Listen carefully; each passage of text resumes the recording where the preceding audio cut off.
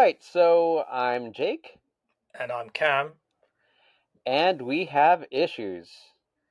So today's issue is Batman by Frank Miller, The Dark Knight Returns.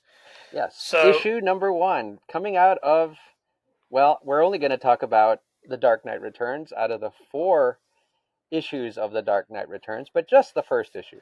yeah, exactly. And I thought that we'd talk about this particular book because we've both read it. I'm actually well a long time ago, and I'm going to be looking at a particular copy that I got, which is the Batman Noir edition, which is basically in black and white. And Jake, you're looking at the original, right? I've got not the original first prints, which I do happen to have, but they're deep in my collection.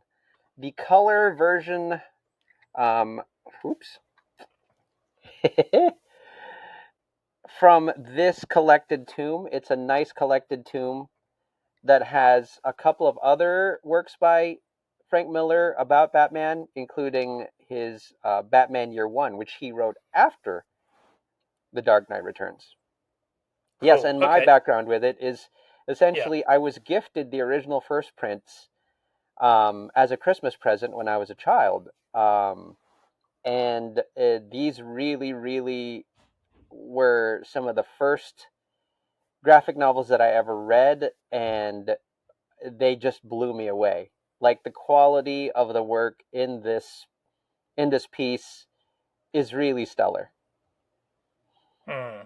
Yeah. Well, I mean, with me, it was similar to you. One of my very first graphic novels, and I want to say this was actually sort of the early 2000s, and I was just getting back into comics and mainly manga, but this particular book was always recommended to me as somebody who generally doesn't read a lot of superhero comics, but Hmm.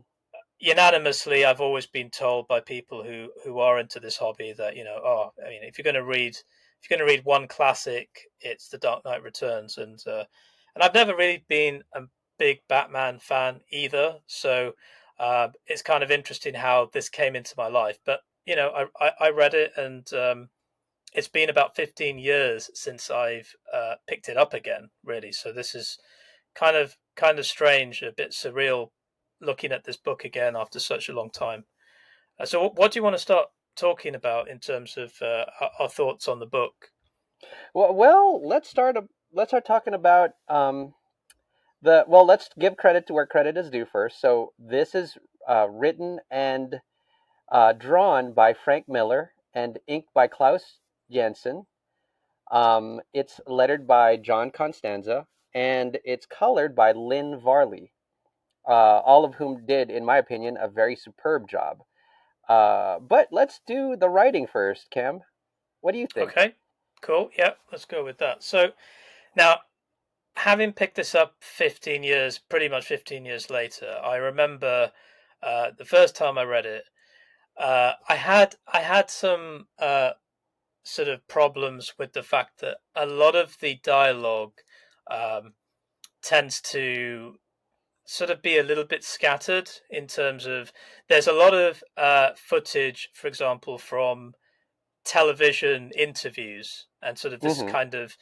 I know it's supposed to be sort of pulpy in how it's presented, but I'm not sure if that's aged as well. But at the same time, it's got a kind of surreal uh, sort of style to it as well. It's almost a bit, I kind of would like to compare it with Paul Verhoeven's style in RoboCop.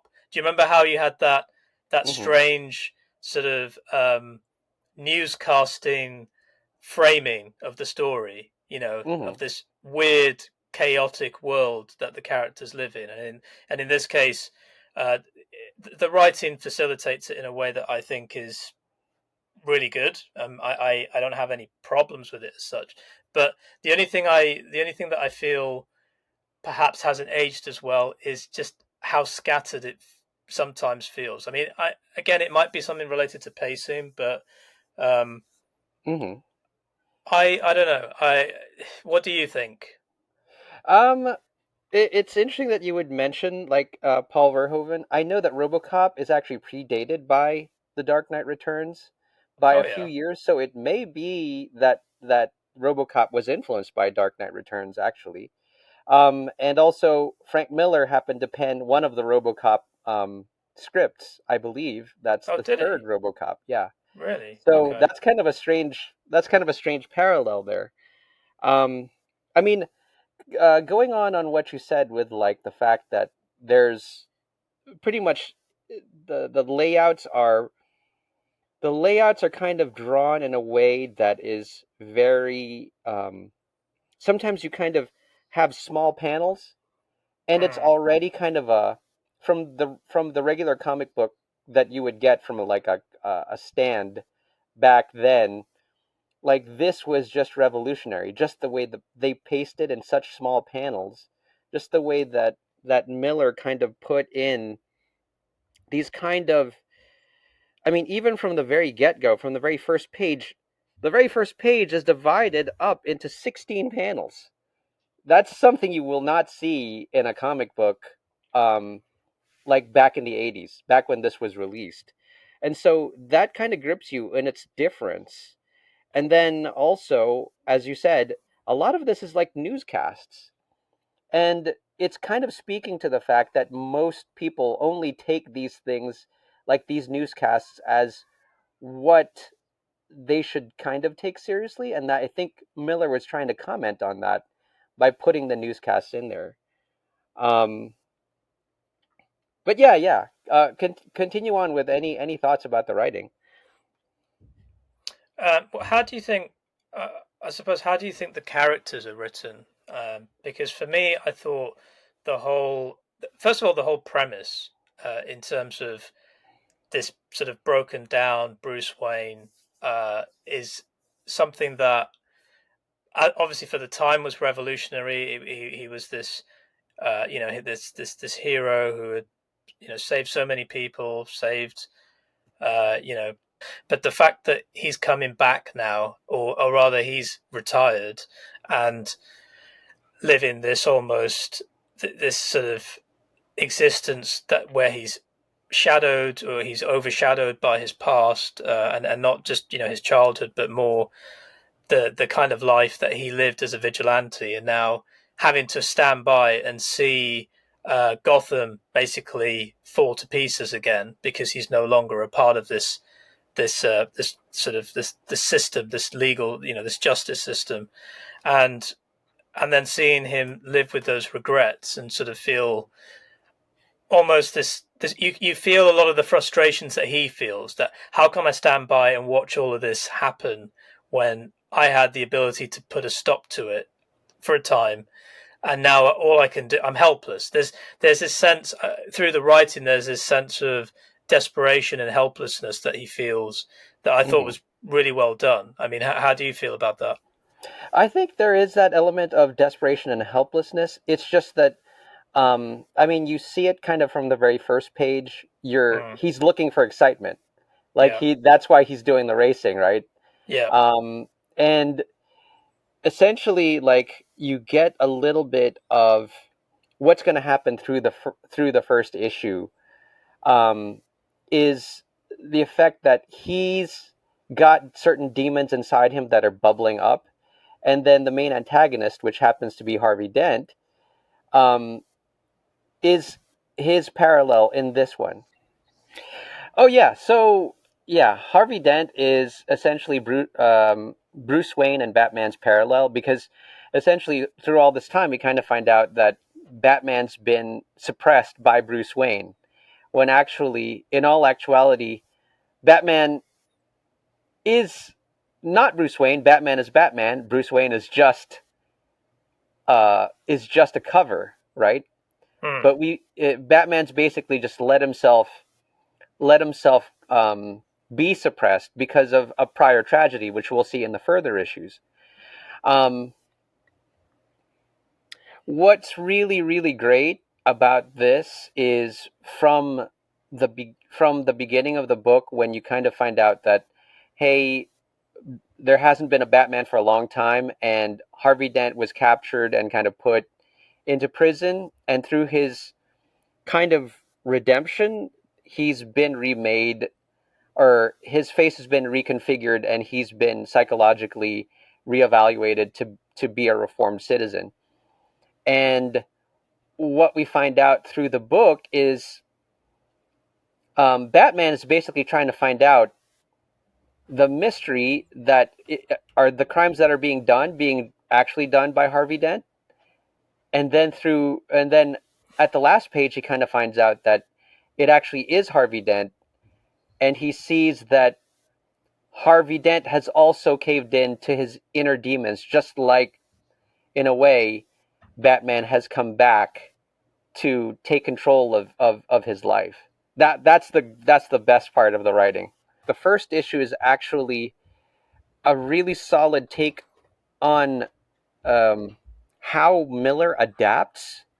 I think Mm. this was actually released within the space of maybe a year. And so that's only 4 issues. Oh, And the really? thing is, you can actually see the style of the style of penciling and the style of the art actually really changes through each issue and becomes and kind of matures in a way. Mm. Like you will see that just the way that Batman is drawn in the first issue of The Dark Knight Returns, he's totally changed when he actually has to confront Superman in the last one. But anyway, let's not get Mm. into The Dark Knight Falls. Let's keep it within The Dark Knight Returns. Yeah. And maybe we'll go into the art style, because then we started talking about the art style. Okay, so shall we move on to art then? Yeah, go ahead. Yeah. So again, obviously, it's a product of its time. I believe it was written in the 80s, right? Yes. This came out Um, in 85, I believe. right. So mid 80s then, and I got to say, like most of what I've seen here, and in terms of my background with Frank Miller, I've read 300, some of Sin City, and then this, this being one of the first works of his that I've read. But generally speaking, I would say that the art is, just looking at some of the paneling, is really really competent. I think with the art, my only issue with it is that certain designs perhaps haven't aged as well. I mean, it's definitely a product of its time, but that in itself is probably a good thing anyway. It adds, it's very distinct in its sort of depiction of, I suppose, Gotham in this weird sort of pseudo 80s sort of dystopian, world. It's sort of somewhat even cyberpunk like in certain bits. But yeah, Okay. yeah, yeah. The Yeah. art style of this very first issue is just gritty noir kind of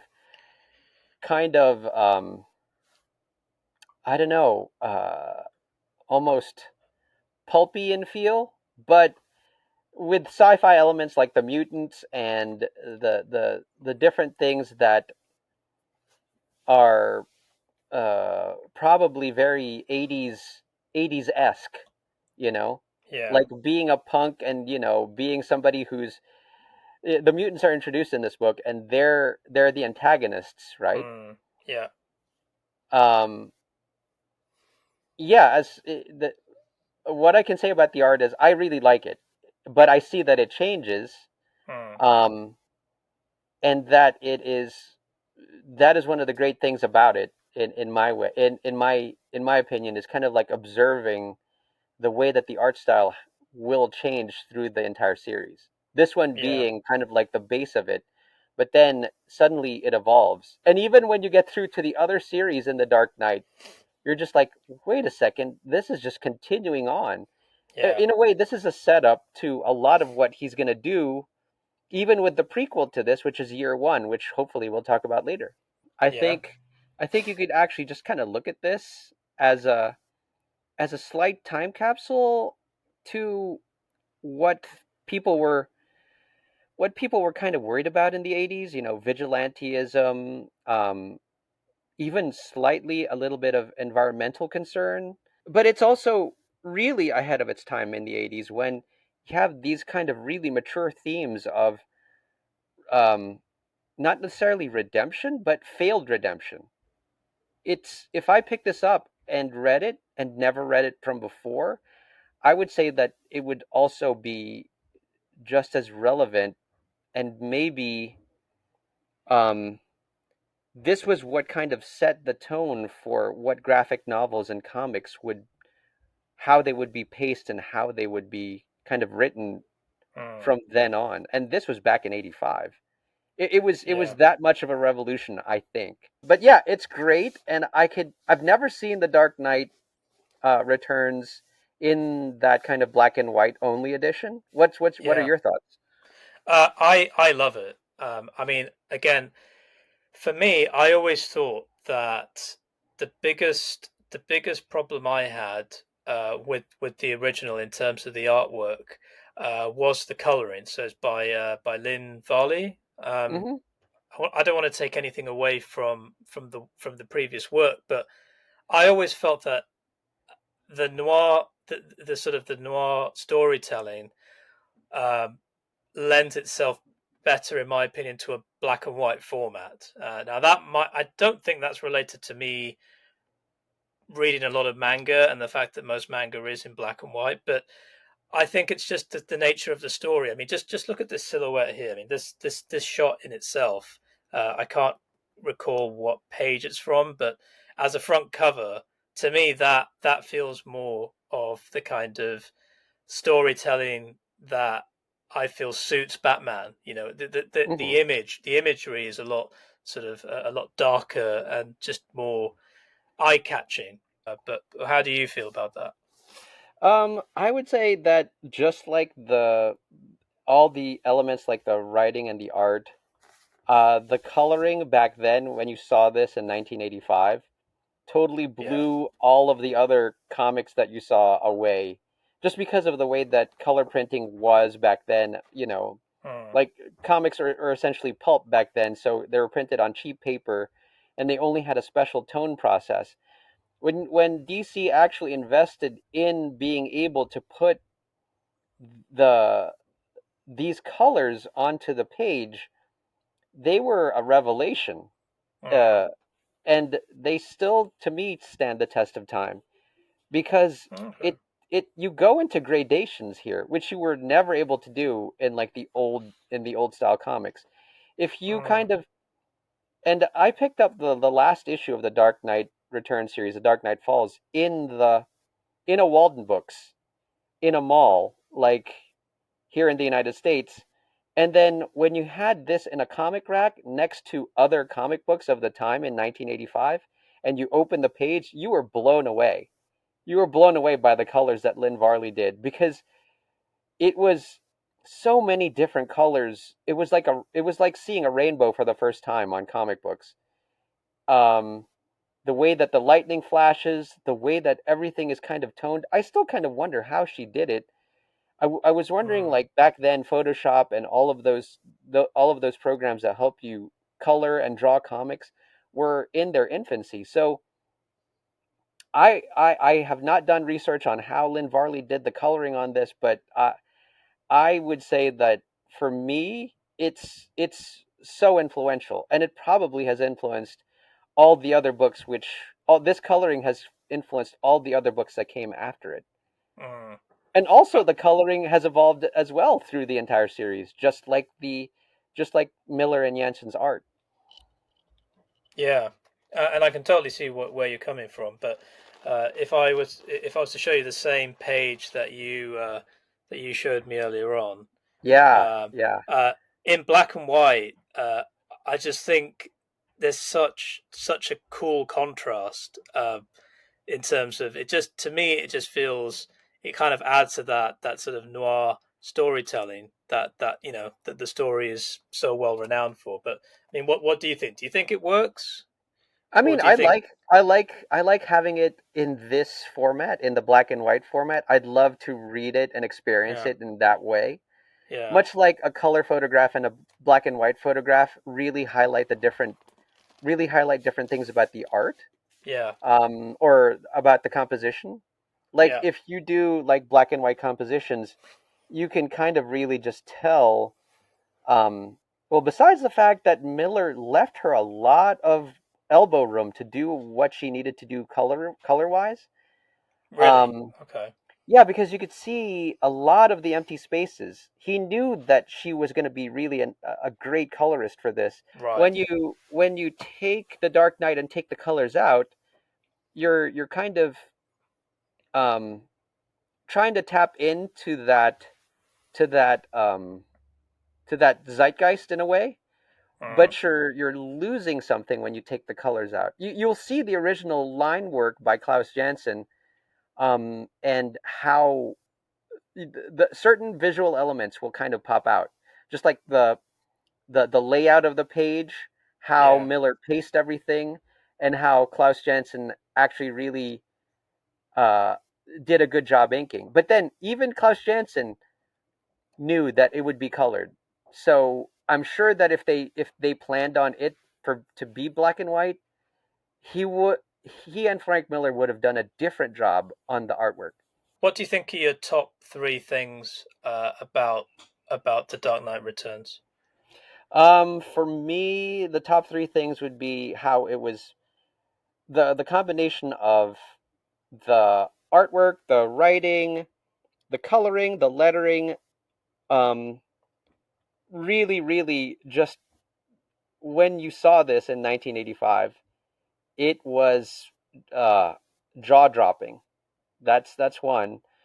The second thing is the fact that it's, I think, probably influenced almost every other graphic novel out there. You know, like after this, just the way that he was influenced also by manga. Well, hopefully, we'll talk about Kazuo Koike and Goseki Kojima's Lone Wolf and Cub, which he did the covers on. Frank Miller, and also maybe he was also influenced by the European comic books of that time as far as pacing and framing.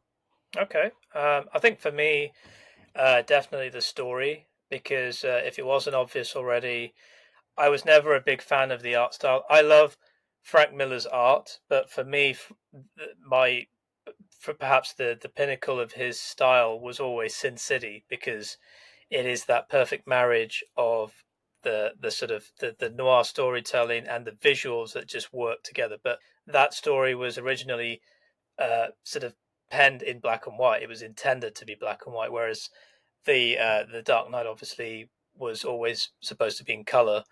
But the writing, on the other hand, I can't really fault it. It's a really interesting story, and at the end of the day, if you've never read it, I agree with you in that it is hugely influential in terms of what it brought to sort of comic book storytelling, especially superhero storytelling. Um, it is a story that still holds up. It's a really interesting take on Batman. But overall, I would say that my two favorite things were definitely the writing, um, and I would say probably the ideas, some of the ideas about bringing the character forwards in a new light. So I guess really it's about the writing for me as opposed to the artwork. Yeah, yeah. Well, I mean, for I would kind of just say that this was the Star Wars of its day. Like Mm, when you look at it through compared to other graphic novels, it may seem slightly dated, but back then when you saw Star Wars for the first time, you're blown away. You'd never seen anything like that, right? And yeah. in the comics world in 85 in the United States, um you're just like you see that and you're just like, wow, the possibilities are endless, and this is a superhero story, you know. um there can be so many, in many ways I kind of credit the Dark Knight for reinvigorating comics um in the 80s and kind of giving it permission to take itself seriously, Mm. you know, so that we have so many different genres now. That I think this is kind of partly due to the way the Dark Knight was presented and given to the populace when they saw that, wow, what else can you do? now we have all these different genres, all these different, like, European comics are really popular in the United States, manga is really popular, but those things were, besides picking up an issue of heavy metal or going to your comic book store to get a translated version of manga, those elements weren't present. This should be something that every fan of popular culture should read this piece. For me, I'd say yes, I wholeheartedly recommend it as a piece of pop culture literature that, as I said, I can see how it informed a lot that came after within the comic book scene, and just a great story overall. I'd highly recommend it in whatever form you decide to read it in. I'd probably suggest read the original as it was meant to be read. As a starting point. I've read both, so I prefer the noir edition. But yeah, I think it's a absolute strong recommendation from myself. I think that's a wrap. So we will see you in the next episode.